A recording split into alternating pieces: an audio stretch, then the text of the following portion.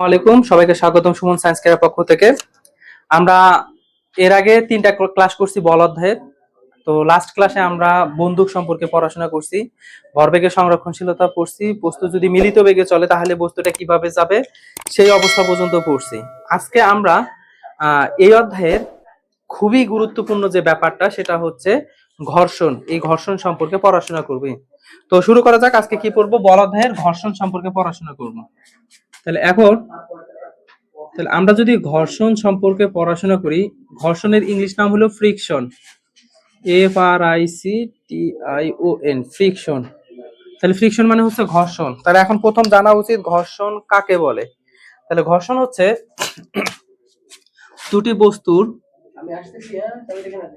দুটি বস্তুর সংস্পর্শ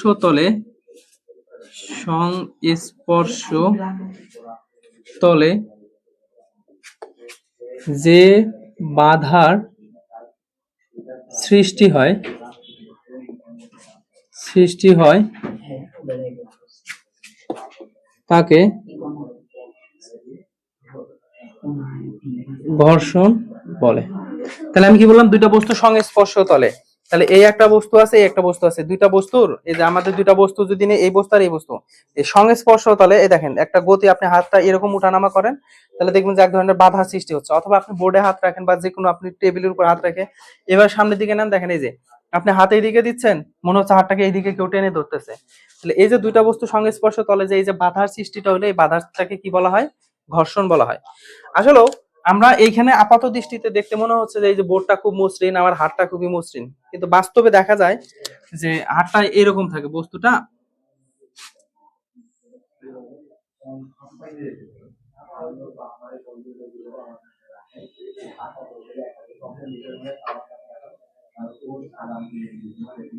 বস্তুটার এই যে তলটা আসলে জুম করে যদি আপনি বড় উচ্চ মাইক্রোস্কোপিক যন্ত্র দ্বারা জুম করে দেখেন তাহলে দেখা যাবে যে তলটা এরকম খাঁজকাটা আছে। তাহলে এই একটা তলের প্রান্ত, আর একটা তল যদি আপনি নেন তাহলে দেখা যাবে যে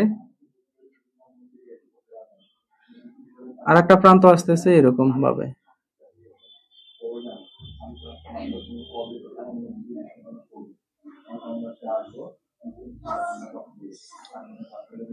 তো যখন এই বস্তুটা দুইটা সংস্পর্শে আছে তখন এর খাঁজের ভিতরে এই যে কালো বস্তুর খাঁজের উপর লাল বস্তুর খাঁজটা কি যাচ্ছে? ঢুকে যাচ্ছে। ফলে আপনি যখন গতি দিচ্ছেন তখন একটা কি আসতেছে, এই যে খাঁজের সাথে খাঁজের বাধা পায় একটা বাধা তৈরি হচ্ছে। ফলে আপনি যেদিকে বলটা দিচ্ছেন তার বিপরীত দিকে আপনার কাছে একটা কি মনে হচ্ছে? বাধা অনুভব হচ্ছে। এই বাধা অনুভব হওয়াটা এটাই হলো ঘর্ষণ। তো আমরা ঘর্ষণ মূলত পড়বো না, ইন্টারমিডিয়েট সিলেবাস অনুসারে আমরা ঘর্ষণ পড়বো 4 প্রকার, কিন্তু 9-10 বইয়ে ঘর্ষণ দেওয়া আছে 3 প্রকার। তাহলে আমরা আপনার বই অনুসারে আলোচনা করি। তাহলে আপনার বই অনুসারে কি বলা আছে? ঘর্ষণ কয় প্রকার? 3 প্রকার। তাহলে ঘর্ষণ 3 প্রকার। তাহলে 1 নম্বরে হচ্ছে স্থিতি ঘর্ষণ। স্থিতি ঘর্ষণ। 2 নম্বরটা হলো গতীয় ঘর্ষণ। আর 3 নম্বরটা হলো আবর্ত ঘর্ষণ। তাহলে আমরা এই 3টা ঘর্ষণ নিয়ে আজকে বিস্তারিত আলোচনা করব ইনশাআল্লাহ। ঘর্ষণের আদ্যপান্ত যা আছে তাহলে এগুলা আমাদের অবশ্যই জানতে হবে, কারণ সৃজনশীল যা আছে সব এগুলার উপর ডিপেন্ড করে চলে আসে। তাহলে এখন এই যে আমরা যে ঘর্ষণ পড়লাম 3 প্রকার, স্থিতি ঘর্ষণ, গতীয় ঘর্ষণ, আবর্ত ঘর্ষণ, এই ঘর্ষণ জানার আগে আমাদের ঘর্ষণের একটা বেসিক সূত্র জেনে নেই। দেখেন আমরা এখানে একটা বস্তু নিছি, আমি বললাম যে এই বস্তুটার ভর হলো 20 কেজি। আমি এইদিকে আর একটা বস্তু নিছি, এই বস্তুটার ভর ধরলাম আমি 50 কেজি। তাহলে আমরা নিউটনের 3য় সূত্র অনুসারে কি করছিলাম? প্রত্যেকটা বস্তুরই একটা ওজন আছে, এই যে নিচের দিকে ওজন বলটা ক্রিয়া করতেছে, তার মানে এটা হলো ক্রিয়া বল, ওজন বল। আর ক্রিয়া বল, এই বস্তুটা যেহেতু একটা তলে আছে, অবশ্যই কোনো বস্তু যদি কোনো তলে থাকে তাহলে ওই বস্তুর কি আছে? একটা অভিলম্ব প্রতিক্রিয়া আছে। তাহলে এটা যদি ক্রিয়া বল নিচের দিকে হয়, অভিলম্ব প্রতিক্রিয়া হয় তলের সাথে কি বরাবর? লম্ব বরাবর উপরের দিকে, এই যে আর। তাহলে আমরা কি পড়ছিলাম তখন? আর ইকুয়াল টু কি পড়ছিলাম? mg, মানে ক্রিয়া বল আর প্রতিক্রিয়া বল সমান ও বিপরীতমুখী। আমরা এটা পড়ছিলাম আর ইকুয়াল টু mg। এখন দেখেন তো, আমি একই টেবিলের উপর একটা তলের উপর আমি একটা 20 কেজি ভরের বস্তুকে টানতেছি, ধরেন 20 কেজি ভরের বস্তুকে আমি এই দিক দিয়ে এফ বল দিয়ে টানতেছি। তো আমি এখানেও 20 নিউটন বল দিছি, ধরে নিলাম 20 নিউটন বল দিছি, এই বস্তুটাকেও 20 নিউটন বল দিচ্ছি। তাহলে এফ এর মান কত নিউটন? এটা হচ্ছে 20 নিউটন। তাহলে বলেন তো দুইটা বস্তুর মধ্যে কোন বস্তুটা টানা সহজ হবে? যে বস্তুটার ভর কম সেই বস্তুটা টানা সহজ হবে, যে বস্তুটার ভর বেশি তাকে টানা কঠিন হবে। এখন প্রশ্ন হইলো, কেন একে টানা সহজ, কেন একে টানা কঠিন? দেখেন, এর ভর কম, এই তলের সাথে, এই যে কালো তলের সাথে, এই যে কালো তলের সাথে এই যে বস্তুটা আছে, এই বস্তুটা ধরলাম, এই বস্তুটার তলটা হলো যেটা, তাহলে কালো তল আর লাল তলের মধ্যে যে যে সংঘর্ষটা হয়েছে, ভর কম থাকার কারণে সংঘর্ষটা কম হয়েছে, বাধাটা কম হয়েছে। কিন্তু এইখানে ভর কি হয়েছে? বেশি হয়েছে না? বেশি চাপায় ধরছে, নিচের দিকে চাপায় ধরছে বেশি, ফলে বাধাটা কি হয়েছে? বাধাটা বেশি হয়েছে, ফলে ঘর্ষণ বলেরও কি হয়েছে? বেশি উৎপন্ন হয়েছে। তাহলে আমরা বলতে পারি ওজন বল যত বেশি হবে ঘর্ষণ বলও তত বেশি তৈরি হবে। তাহলে আমরা এটা বলতে পারি। আবার ওজন বল কার সমান? অভিলম্ব প্রতিক্রিয়া আর এর সমান। তাহলে আমরা বলতে পারি কোন একটা বস্তুর অভিলম্ব প্রতিক্রিয়া যত বেশি হবে ওই বস্তুর ঘর্ষণ বলও তত বেশি হবে। তাহলে আমরা এই যে বুঝলাম এতক্ষণ, তাহলে আমরা এবার এটা লিখতে পারি যে অর্থাৎ কোন বস্তুর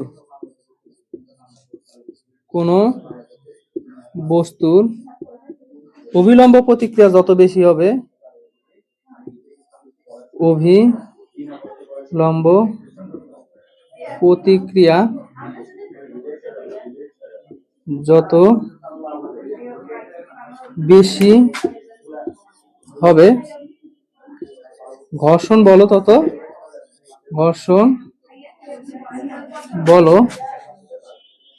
তত বেশি হবে। তাহলে দেখেন অবিলম্ব প্রতিক্রিয়া আর ওজন বল কিন্তু একই জিনিস। আবারও বলতেছি, ওজন বল কোন দিকে কাজ করে? নিচের দিকে। অবিলম্ব প্রতিক্রিয়া কোন দিকে কাজ করে?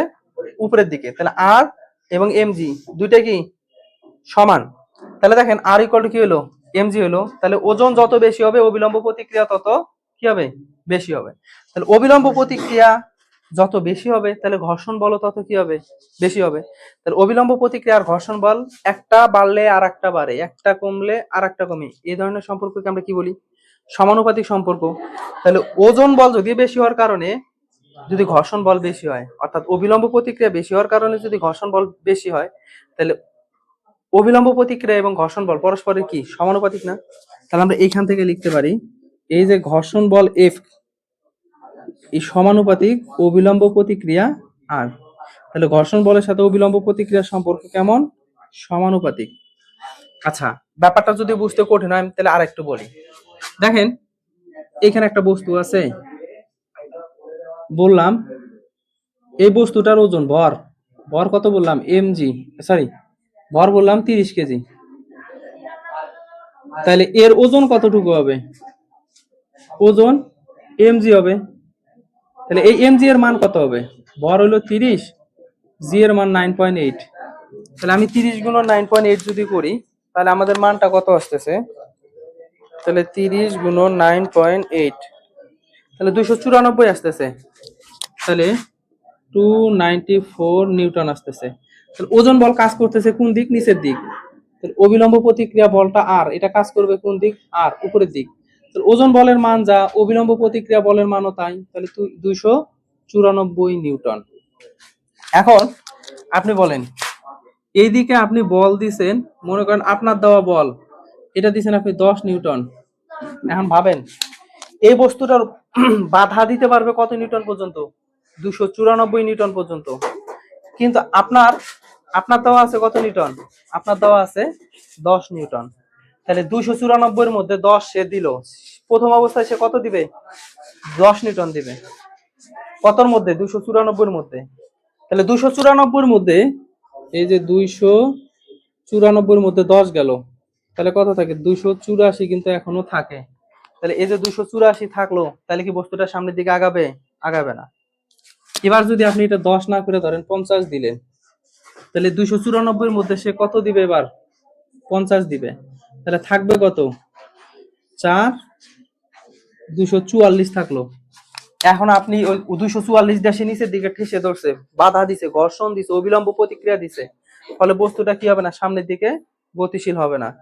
এবার আপনি যদি এটাকে 200 করেন, 200 করেন, তাহলে 294 মধ্যে আপনার দেওয়া বল কত? 200। দেখেন আপনি 200 দিচ্ছেন, এবার থাকলো কত? থাকলো 94। তাহলে ব্যাপারটা হলো কি, আপনি যত বাড়াচ্ছেন ও কিন্তু তত দিচ্ছে। আপনি প্রথমে 10 দিয়েছিলেন, ও 10 দিছে, এখন ওর কাছে ছিল 284 ছিল, আপনি 50 করলেন, ও ও 50 দিল, দিয়ে ওর কাছে থাকলো এখনো 244। যতক্ষণ এর কাছে বল জমা থাকবে ততক্ষণ বস্তু সামনের দিকে গতিশীল হবে না। যদি সামনের দিকে গতিশীল না হয় তাহলে বস্তু স্থির, স্থির অবস্থায় স্থিতি ঘর্ষণ তৈরি করবে, বস্তু গতিশীল হবে না। এবার যদি আপনি এই 200-র পরিবর্তে 294 দেন, তাহলে বলেন তো এই বল আর এই বল এবার সমান হলো না? তখন এরকম একটা অবস্থা হবে, নড়বে নড়বে, এরকম একটা অবস্থা, গতিশীল হবে না কিন্তু নড়বে নড়বে। আপনি যদি 294 জায়গায় 295 দেন, তাহলে এবার ঘটনাটা কি হবে? এর হলো 294, আর আপনি দিছেন কত? আপনি দিছেন 295, আর ওর হলো 294। তাহলে এখন কয় নিউটন থাকলো? 1 নিউটন থাকলো। তাহলে আপনি যেদিকে দিছেন, এই যে আপনার দেওয়া বলটা, আপনার দেওয়া বলের দিকে কয় নিউটন বল থাকলো? 1 নিউটন। তাহলে ওকে শোধ দিছেন 294, শোধ দিয়ে আপনি 1 নিউটন বলে এবার কি করতেছেন? লব্ধি বল হলো 1 নিউটন। এই 1 নিউটন বলে আপনি সামনের দিকে কি হচ্ছেন? গতিশীল হচ্ছেন। তাহলে আমরা কি বুঝলাম? আপনার বলটা যত বেশি হবে ও তত বেশি বাড়াবে, যত বেশি দিবেন তত বেশি বাড়াবে, যতক্ষণ না ওর সমান হচ্ছে। তাহলে কি বললাম?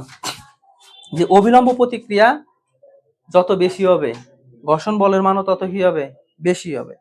অবিলম্ব প্রতিক্রিয়া আপনার আপনার বল বাড়াবেন, অবিলম্ব প্রতিক্রিয়া বাড়বে, ঘর্ষণ বল বেড়ে যাবে। তাহলে আপনার বল বাড়াবেন, অবিলম্ব প্রতিক্রিয়া বাড়বে, ঘর্ষণ বল কোন দিকে? বিপরীত দিকে হয় ঘর্ষণ বল। গতি কোন দিকে? বস্তু বস্তু যেদিকে গতিশীল হবে তার বিপরীত দিকে হয় ঘর্ষণ বল।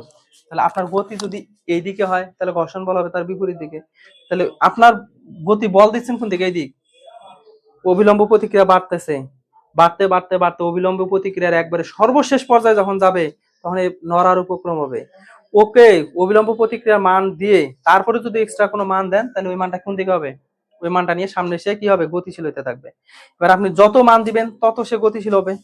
তাহলে বলা যায় অবিলম্ব প্রতিক্রিয়া ঘর্ষণ বলের সমানুপাতিক।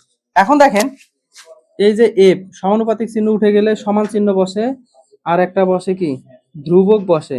পাশে কি আছে? আর। তাহলে এফ, এইটা ঘর্ষণ ধ্রুবক বোঝানোর জন্য এটাকে দেওয়া হয় মিউ, পাশে থাকলো কি? আর। তাহলে এফ ইকুয়াল টু মিউ আর। তো এখানে বলা হয় ঘর্ষণ গুণাঙ্ক, বা মিউকে কি বলা হয়? মিউ, এর নাম হলো মিউ, এটাকে বলা হয় ঘর্ষণ গুণাঙ্ক। তাহলে এই যে আমরা এফ ইকুয়াল টু মিউ আর পাইলাম, তাহলে এটা হলো আমাদের কি? ঘর্ষণ গুণাঙ্ক। এখন আমরা এই যে ঘর্ষণ যে বললাম 4 প্রকার, সরি 3 প্রকার, এসএসসি লেভেলে ঘর্ষণ কয় প্রকার? 3 প্রকার। তাহলে কি কি কি পাইছি? স্থিতি ঘর্ষণ পাইছি, আর একটা কি পেলাম? গতীয় ঘর্ষণ পেলাম, আর একটা হলো আবর্ত ঘর্ষণ। তাহলে আমরা এই ঘর্ষণ তিনটা নিয়ে এখন বিস্তারিত আলোচনা করব। দেখেন প্রথমে তাহলে আমি কি করব? স্থিতি ঘর্ষণটা দেখি।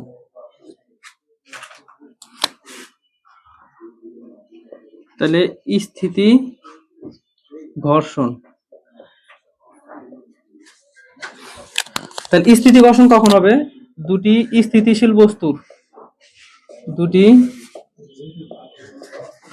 স্থিতিশীল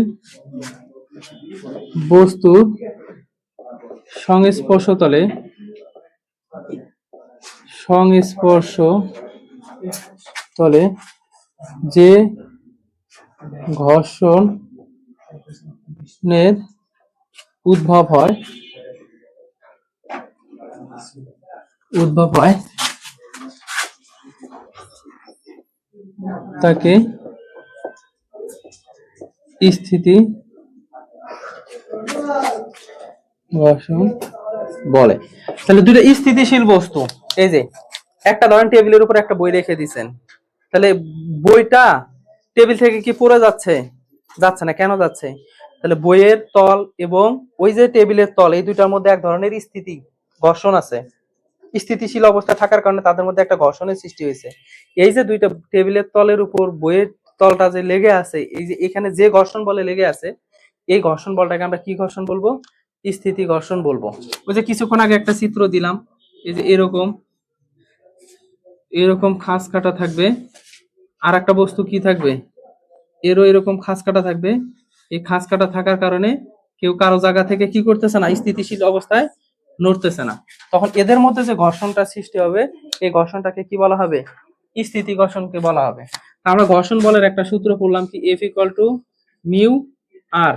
স্থিতি ঘর্ষণের ইংলিশ নাম কি? এটার নাম হলো static static friction, F R I C T I O N. Static ফ্রিকশনের এই যে প্রথম বর্ণ কি এস আছে, এইটা বোঝানোর জন্য স্থিতি ঘর্ষণের জন্য এখানে এস ব্যবহার করব। মিউ যেহেতু স্থিতি ঘর্ষণ গুণাঙ্ক, তাহলে এটা এস, পাশে আমরা কি ব্যবহার করব? আর। তাহলে এটা হবে F S equal to mu S R. এটা হলো স্থিতি ঘর্ষণ বলের সূত্র। তাহলে আমরা বুঝতে পারছি স্থিতি ঘর্ষণ বলটা, স্থিতি ঘর্ষণ অবস্থায় বস্তু কোনো দিকে কি হবে না, গতিশীল হবে না। এবার দুটি স্থিতিশীল বস্তু, এবার গতি ও ঘর্ষণ।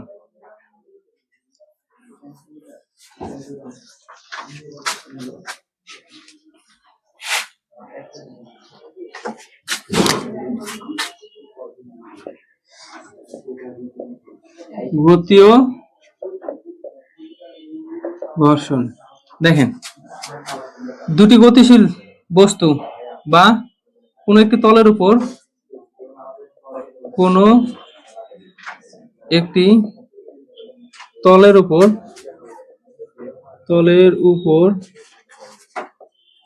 অন্য একটি বস্তু গতিশীল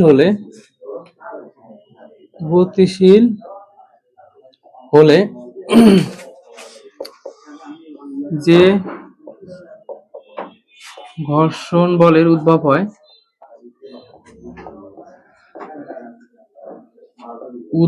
হয় তাকে গতীয় ঘর্ষণ বলে।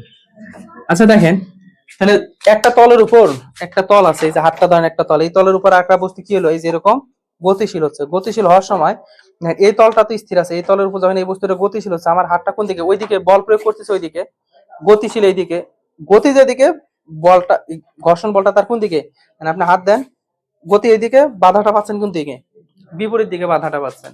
তাহলে গতি মানে ঘর্ষণ মানে গতি, বস্তু যেদিকে গতিশীল থাকবে, ঘর্ষণ বলটা তার কোন দিকে থাকবে, বিপরীতে থাকবে। তাহলে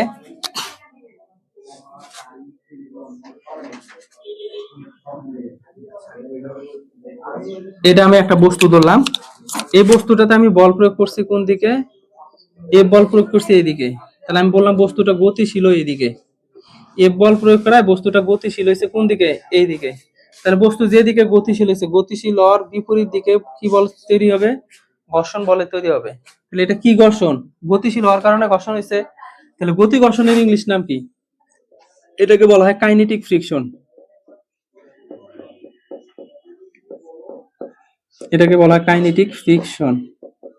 তাহলে এটা হলো গতি ও ঘর্ষণ। তাহলে আপনার বস্তু গতিশীল হয়েছে এইদিকে, গতিশীল হওয়ার কারণে ঘর্ষণ বলে তৈরি হয়েছে এদিক, এই জন্য গতি ঘর্ষণকে এফ কে দ্বারা প্রকাশ করা হয়। কে হলো কাইনেটিক, এফ হলো ফ্রিকশন, কাইনেটিক ফ্রিকশন, গতি ও ঘর্ষণ। তাহলে এখন বলেন তো, গতি ঘর্ষণের থেকে যদি এই বলটা কম হয়, তাহলে কি কোনোদিনও বস্তু ওইদিকে গতিশীল হবে? অবশ্যই না। তাহলে এই ঘর্ষণ বলের চেয়ে এই ঘর্ষণ বলটা কি হবে, সর্বদাই কি হবে, বেশি হবে। এই বলের চেয়ে এই বলটা সর্বদা কি হবে, বেশি হবে। আচ্ছা, যদি এই বলটা বেশি হয়, তাহলে এটা কে দিছে, এ দেখেন এটা দিছে কিন্তু এজেন্ট দিছে, AGENT, এজেন্ট কর্তৃক দেওয়া বল। আচ্ছা, তাহলে এটা কে দিছে, দেখেন এজেন্ট দিছে বলটা, ঠিক আছে। এখন এজেন্ট যেদিকে বল দিল, বস্তু গতিশীল হলো ওইদিকে, ওইদিকের বলটা বড়, তাহলে ওইদিকের বলটা বড় হওয়ার কারণে বস্তুটা গতিশীল হলো ওইদিকে। তাহলে বাধা পাইলো কোন দিকে, তার বিপরীত দিকে। এখন আমরা নিউটনের দ্বিতীয় সূত্র হতে কি পাইছিলাম? নিউটনের দ্বিতীয় সূত্র হতে পাইছিলাম এই summation of F equal to কি পাইছিলাম? M A. আর বস্তু যেহেতু এইদিকে গতিশীল আছে, অবশ্যই বস্তু ত্বরণও আছে এইদিকে। বস্তু যেদিকে গতিশীল হবে সেদিকে তো ত্বরণ থাকবে। এমন বলেও তো না যে সমবেগে গতিশীল, আমরা ধরে নিলাম সমবেগে গতিশীল না, সে ত্বরণে গতিশীল। তাহলে এফ ইকুয়াল টু কি হবে? এম এ হবে। এখন এফ কি? এফ হলো লব্ধি বল। আমরা এটা প্রথম ক্লাসে আলোচনা করছি, বলছিলাম এই এফটা হবে বড় বল মাইনাস ছোট বল। এখন বলেন তো এই এফ বড় না এফ কে বড়? এফ কে যদি বড় হইতো, এদিকের বলটা যদি বড় হইতো, তাহলে তো বস্তু ওই দিকে যাইতে পারতো না, ওইদিকে গতিশীল হইতে পারতো না। বস্তু যেহেতু এইদিকে গতিশীল হইছেই, তার মানে এর বলটা বাদ দিয়ে ওকে হইতে হইছে। তাহলে বলেন কোন বলটা বড়? এফ বলটা বড়। এফ বলটা যেদিকে আছে, এফ কে তার বিপরীত দিকে আছে, যে বলটা বিপরীত দিকে থাকবে তার সামনে কি আসবে? মাইনাস আসবে। ইকুয়াল টু কি দাঁড়াইলো? M A. তাহলে এইটা হলো আমাদের F equal to M A. আমাকে দেখেন এখানে বুঝতে হবে এই যে এফটা কি বল। এফটা হলো নর্মাল বল বা এজেন্ট কর্তৃক দেওয়া বল। এজেন্ট কর্তৃক দেওয়া বল। আর এফ কে কি? গতি ঘর্ষণ বল। গতি ঘর্ষণ বল। আর এম তো হলো বস্তুর ভর, ওই বস্তুর ভর এই যে এম, আর ওই বস্তুর যেদিকে গতিশীল হয়েছে সেই দিকের ত্বরণ। তাহলে আমরা এই যে এফ ইকুয়াল টু এটা পেলাম। এখন আমরা এখানে আর একটা জিনিস দেখবো, এই বস্তুটার ওজন বল কোন দিকে কাজ করে? এম জি নিচের দিকে। অবিলম্ব প্রতিক্রিয়া কোন দিকে কাজ করে? আর উপরের দিকে। তাহলে আমরা এখান থেকে কি লিখতে পারি? আর ইকুয়াল টু এম জি লিখতে পারি। এখন আমরা আর একটা জিনিস শিখলাম, এফ ইকুয়াল টু মিউ আর। তাহলে এটা কি ধরনের ঘর্ষণ ছিল? গতীয় ঘর্ষণ না? এফ এর জায়গায় তাহলে এফ কে, তাহলে এখানে হবে মিউ কে। তাহলে এফ কে, তাহলে মিউ কে, তাহলে আর এর মান আমরা কত পেলাম? R equal to M G. তাহলে আমরা এখানে কি বসাইতে পারি? M G. তাহলে F K equal to mu K M G. তাহলে আমি এই সূত্রটাকে এইভাবে লিখতে পারি। তাহলে এফ মাইনাস এফ কে এর জায়গায় কি লাগাবো?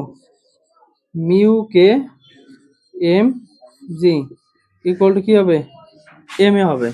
তাহলে এখন এখান থেকে আমাকে যদি কখনো ঘর্ষণ ধ্রুবক, এটা তো দেওয়াই থাকতে পারে, অথবা এটা চাইতে পারে, যার মান চাবে সেই অনুসারে আমরা কি করব? কাজ করব। তো কথা হচ্ছে এই সূত্রগুলো আমরা মুখস্থ করব না, এই সূত্রগুলো আমাদের বুঝতে হবে। অঙ্ক অনুসারে কি করতে হবে? বুঝতে হবে যে ঘটনা কোন দিকে কি ঘটছে না ঘটছে। আমাদের এগুলা এটা কনসেপ্ট ক্লিয়ার থাকতে হবে। এগুলা মুখস্থ করলে অনেক ধরনের সূত্র বের করা যাবে। তাহলে আমরা কয়টা মুখস্থ করব? সো মুখস্থ করার থেকে এই ব্যাপারগুলো আমরা বুঝবো। কখনো যদি বলা হয় নিট বল বের করো অথবা বল বের করো, তাহলে বুঝতে হবে নিট বল বা বল যদি কখনো চায়, তাহলে মনে রাখবেন যে এই যে সামেশন অফ এফ চাইছে, তাহলে এটা হলো কি বল? নিট বল অথবা বল। আর এই বলটাকে নরমালি এজেন্ট কর্তৃক যে বলটা দেয়, এই বলটাকে বলা হয় প্রযুক্ত বল। এই বলটাকে কি বল বলা হয়? প্রযুক্ত বল। এখন কেন প্রশ্ন বলা হলো কেন প্রযুক্ত বলা হয়? দেখেন দেখেন আপনি এই যে বস্তুটা যা আছে, আপনি এইদিকে বল দিচ্ছেন 20 নিউটন। কে করছে এটা? আপনি প্রযুক্ত করছেন না? দিচ্ছেন না? প্রযুক্ত করা মানে কি? দেওয়া। তাহলে এটা হলো দেওয়া বল। দেওয়া বল। এখন বলেন এই তলের সাথে, এই বস্তুর সাথে এই তলের সাথে একটা ঘর্ষণ আছে, এই ঘর্ষণ বলের মানে দিলাম আমি 3 নিউটন। তাহলে বলেন তো আমি দিচ্ছি কয় নিউটন বল? 20 নিউটন বল। বাধা দিচ্ছে কয় নিউটন বল? 3 নিউটন বল। তাহলে আমি কি 20 নিউটন বলের সামনের দিকে গতিশীল হচ্ছি? অসম্ভব না। ওর 3 নিউটন, বাধা 3 নিউটন তো আমাকে শোধ দিতে হবে। তাহলে বাধা 3 নিউটন শোধ দিয়ে আমি কত নিউটন বলে যাচ্ছি? 17 নিউটন বলে যাচ্ছি। এই যে এবার যদি আমি এফ বের করি, এই যে summation of F equal to কি বের করব? M A. তাহলে এফ বলতে এখানে কত আছে বলেন? বড় বল কোনটা? বস্তু গতিশীল কোন দিকে? বস্তুর গতিটা এইদিকে। তাহলে এদিকে যদি গতি হয়, ত্বরণটা ওইদিকে। তাহলে বস্তুর বড় বস্তুর বল কত? আর বিপরীত দিকে বাধা কত? ইকুয়াল টু কি হবে? এটা হবে বস্তুর হিসাব নিকাশ। তাহলে কত নিউটন বলে? এই যে 17 নিউটন বলে বস্তুটা কি হচ্ছে? সামনের দিকে গতিশীল হচ্ছে। আশা করি বোঝা যাচ্ছে ব্যাপারটা। এ হলো আমাদের গতীয় ঘর্ষণ। আমাদের আর একটা ঘর্ষণ আছে, সেটা হলো কি ঘর্ষণ? আবর্ত ঘর্ষণ। তাহলে আমরা আবর্ত ঘর্ষণটা এবার পড়ি।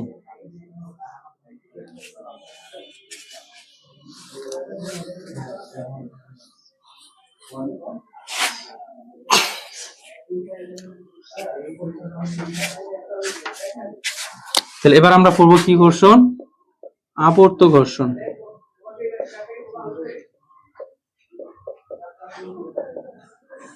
আবর্ত ঘর্ষণের ইংলিশ নামটা বলি, এটার নাম হলো rolling friction. LLING, rolling friction. Rolling friction, rolling মানে কি দেখেন, আবর্ত মানে কি, যখন কোন একটা তল আছে, একটা তলের উপর যখন আর একটা বস্তু গড়ায় গড়ায় চলবে, তাহলে একটা মার্বেল খেলতেছেন বা ফুটবলের মধ্যে লাথি মারছেন, তাহলে ফুটবলটা কি করতেছেন, মাটির সাথে গড়ায় গড়ায় যাচ্ছে। অথবা মার্বেল যখন খেলতেছেন মাটির মধ্যে, তখন মার্বেলটা মাটির সাথে কিভাবে যাচ্ছে, গড়ায় গড়ায় যাচ্ছে। যখন একটা তলের উপর দিয়ে আর একটা বস্তু গড়ায় গড়ায় চলবে, গড়িয়ে চলবে, তখন তাদের মধ্যে যে ঘর্ষণের সৃষ্টি হবে, সেই ঘর্ষণটাকে আমরা কি ঘর্ষণ বলবো? আবর্ত ঘর্ষণ বলবো। তাহলে আমরা সংজ্ঞাটা লিখে ফেলি। তাহলে যখন একটি তলের উপর দিয়ে কোনো বস্তু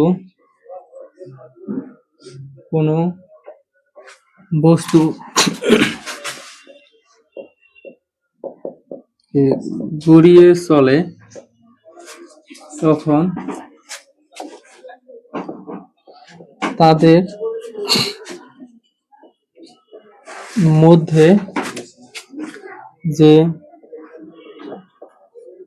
ঘর্ষণ বলে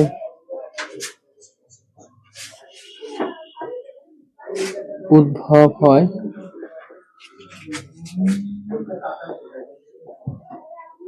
তাকে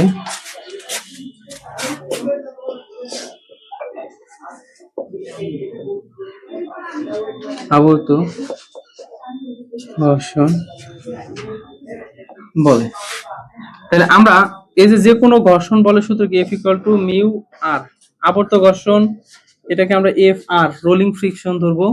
তাহলে এটাকে কি ধরবো, মিউ আর পাশে আর, এটা হলো সূত্র। আমরা এটাকে আরো পড়তে পারি, আর মিউ আর, আমরা এটা পড়ছিলাম। আর ইকুয়াল টু কি জানি, mg জানি। তাহলে এটাকে কি লেখা যায়, mg লেখা যায়। এই হলো আমাদের আবর্ত ঘর্ষণ। তাহলে আমরা ঘর্ষণ সম্পর্কে আরো কয়টা সূত্র পড়লাম। তাহলে দেখেন, ঘর্ষণ ব্যাপারটা ক্লিয়ার হলো। আবর্ত ঘর্ষণ, স্থিতি ঘর্ষণ, গতি ঘর্ষণ। তাহলে ঘর্ষণ কয় প্রকার? 3 প্রকার। আমাদের আরো একটা ঘর্ষণ থাকে, প্রবাহী ঘর্ষণ, যেটা আমরা ইন্টারমিডিয়েটে পদার্থবিজ্ঞান প্রথম পত্রের 7ম অধ্যায়ে শিখতে পারবো। তখন এটা আসলে সান্দ্রতা নামে পরিচিত। তা আশা করি তখন দেখা যাবে। আজকে এই পর্যন্ত দেখি। তাহলে আমরা যে এই যে ঘর্ষণের ব্যাপার স্যাপারগুলো দেখলাম, ক্লাসটা বারবার দেখবেন, খুবই ইম্পর্টেন্ট এই অধ্যায়ের জন্য। এই ঘর্ষণ যে যত ভালো বুঝবো, এই অধ্যায়ের অঙ্কগুলো সে তত ভালো বুঝতে পারবো। তো আজকে এই পর্যন্ত। অবশ্যই ক্লাসটা সাবস্ক্রাইব করবেন, শেয়ার করবেন, বেশি বেশি বন্ধুদের দেখার সুযোগ করে দিবেন। আজকে এই পর্যন্ত। আল্লাহ হাফেজ, আসসালামু আলাইকুম। দেখা হবে আগামী কোনো ক্লাসে।